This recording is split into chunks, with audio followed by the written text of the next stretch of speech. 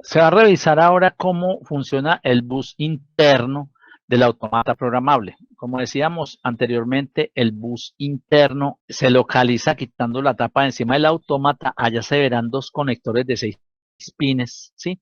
Los cuales tienen los terminales A y B, que son los terminales de comunicación RS485 a los que hacíamos referencia. Hay otros dos pines que se llaman A1 y A2, ¿sí? Que se utilizan para comunicarse con una interfaz humano-máquina tipo LCD 2x16, ¿sí? Y dos terminales de alimentación también para esa HMI, o sea, 5 voltios y tierra que se utilizan para alimentar esas HMI o para alimentar dispositivos externos, pero con un límite de corriente. Nos interesan estas terminales A y B, que son las de comunicación 485. Se tienen dos conectores, que son dos conectores en paralelo. Esto permite que si tenemos varios equipos conectados, ¿sí? Entonces, ¿qué ocurre? Que el primer equipo con una cinta ribbon simple se conecta con el segundo, sí, con otra cinta ribbon simple se conecta con el tercero. Entonces, lo único que hay que fabricar son cinta ribbon de un terminal y no ponerse a fabricar una cinta especial con un montón de conectores, ¿sí? Que termina luego siendo engorrosa de manejar.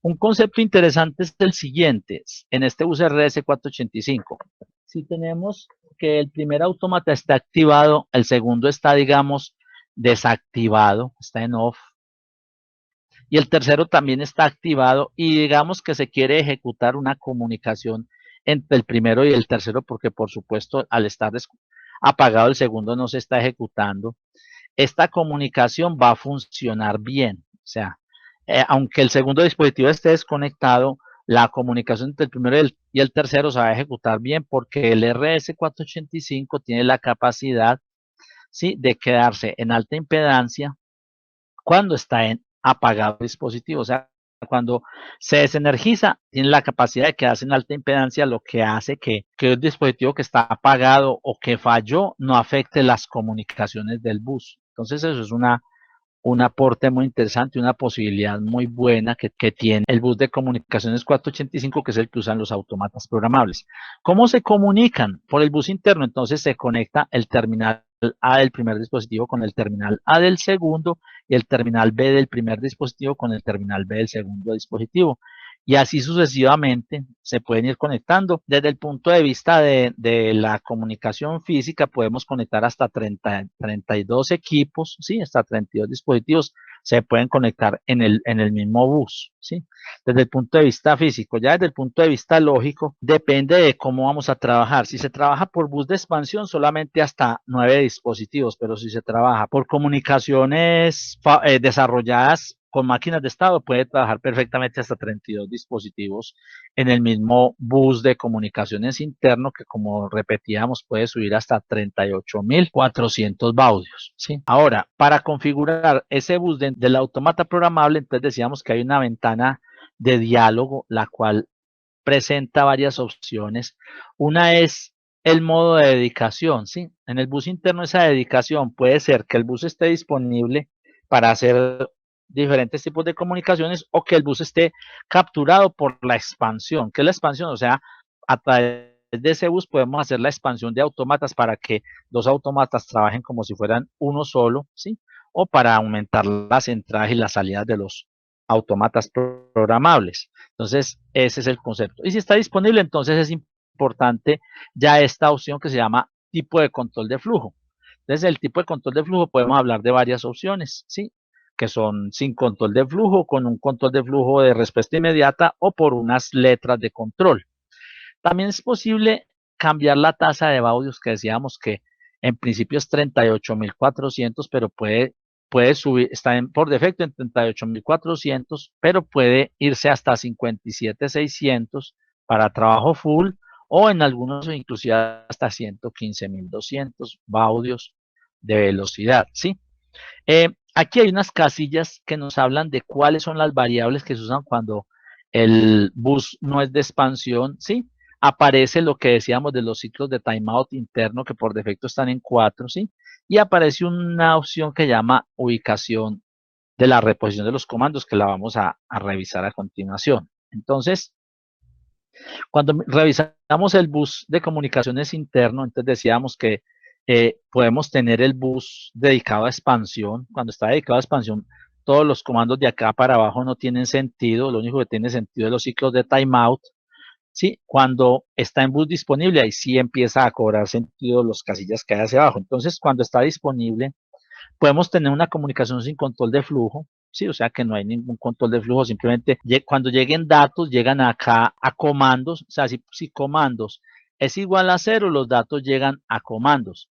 Si comandos es mayor que 0, entonces digamos que llega a la posición 4. Quiere decir que están llegando, como estas posiciones están dadas en byte, entonces está llegando 4 bytes más adelante la primera. Entonces, como cada variable tiene 2 bytes, entonces la posición 4 sería el comando 2, o sea, este sería los bytes 0, 1, 2 y 3, o sea, que habrían 2 bytes, aquí habrían otros bytes, entonces el byte 0, 1, 2 y 3, el byte 4 estaría en el comando 2, entonces diríamos que ahí estaríamos hablando, sí, de que cuando llegue al byte 4 estamos llegando, los datos van a empezar a llegar a partir del comando 3, de ahí en adelante.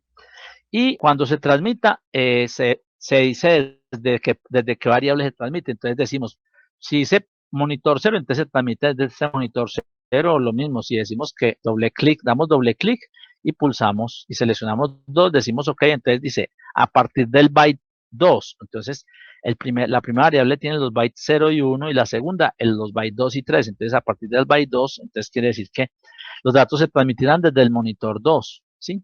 Todos los datos, cuando se da una orden de transmitir, se transmiten desde el monitor 2.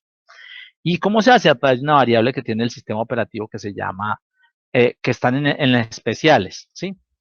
Y también podemos tener un control de flujo por respuesta inmediata. ¿Qué es respuesta inmediata? Cada que lleguen datos, llegan otra vez al comando 4. Si queremos que lleguen a las variables de ajuste, entonces ponemos los comandos en 0 y escogemos a qué variable de ajuste queremos que empiecen a llegar, ¿sí? Entonces ahí tenemos el concepto, ¿sí? De a qué posición de ajuste van a llegar. Entonces, generalmente, entonces por defecto llegan a comandos, ¿sí? Digamos que al comando 0 y llegan los datos inmediatamente sin que el programa intervenga, solamente lo hace el propio sistema operativo. Entonces, cuando lleguen datos a partir del monitor, posición 2 que viene siendo el monitor que llama aquí mon1, monitor 2, a partir de ese se envían esta cantidad de bytes que aparezcan acá. Entonces, digamos que son 4. Entonces, ¿qué quiere decir? Cada que lleguen, en respuesta inmediata quiere decir que cada que lleguen datos a comandos, ¿sí? Automáticamente se transmiten desde la posición monitor 2, que viene siendo monitor 2, se transmiten 4 bytes, o sea, dos variables de monitor, ¿sí? Entonces, esa es la respuesta inmediata. Luego está otro que es un protocolo muy básico que es, cada que llegue una R y un número, ¿sí? Se está pidiendo que las variables que hay en monitor, ¿sí? A partir de monitor 2, se lea esa cantidad, ¿sí? Y cuando llegue W, ¿sí? Y unas variables, entonces se va a escribir en comando, se van a escribir los datos que llegan después de W. Si llega V y llega ajuste, entonces quiere decir que queremos ver variables de ajuste, ¿sí? V, si llega V y la cantidad, entonces queremos ver estas variables.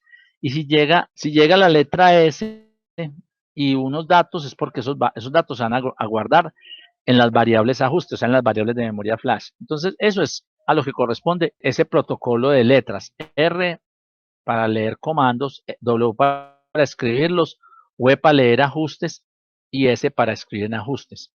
No se utiliza monitor, ¿sí? En ese caso.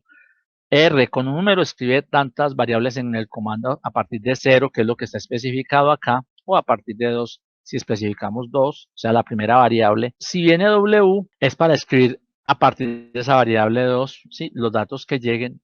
Lo mismo con V para escribir en ajustes y con S para leer los ajustes. Ahí estaría el caso de... Ahora, esta ubicación de reposición de los comandos, que podemos decir, reponga a partir del comando 0, que es lo que por defecto viene, o reponga a partir del comando 2, 3, 4, escogemos a partir de cuál comando, ¿en qué consiste? En que cuando en la secuencia llegue una orden, ¿sí? Llegue un comando específico, llegue un comando a la tarea, entonces cuando se consulte por ese comando, se puede preguntar si está en on o se puede preguntar si es igual a un valor. Entonces, miren que se pregunta con esta X, quiere decir que si es igual, por ejemplo, decir que si es igual a 3. Entonces, pregunta si comando es igual a ese valor y tan pronto como sea igual, borra comando. Entonces, eso es la reposición. ¿Por qué? Cuando estamos usando, lo vimos en el protocolo Modbus, el hecho de poder reponer esos valores impide que el software SCADA tenga que estar mandando la orden 1 y luego estar mandando otra vez la orden 0, sino que automáticamente se borra. Entonces, le decimos a partir de cuál comando opera esa maniobra o esa función. O sea, en el caso de esta programación, entonces decimos que a partir de la posición 0, pero si le decimos que a partir de la posición 4, quiere decir que le aplico al comando 1, que es la posición 4 sería, en este caso, el CMD3. Entonces le decimos que a partir de CMD3, que es comando 4, entonces puede hacer esta operación. O sea que si la hacemos para comando 1, no va a borrarlo, lo va a dejar todo el tiempo ahí. Y si lo hacemos para el comando mayores que 1, entonces sí lo va a hacer. O puedo dejar esto por defecto como está y es que lo haga en 0 para todos los comandos. Inclusive vemos que cada rato se vuelve a 0. Entonces quiere decir que para todos los comandos va a ser el concepto de determinar a partir de qué posición se repone, ¿sí? Los comandos.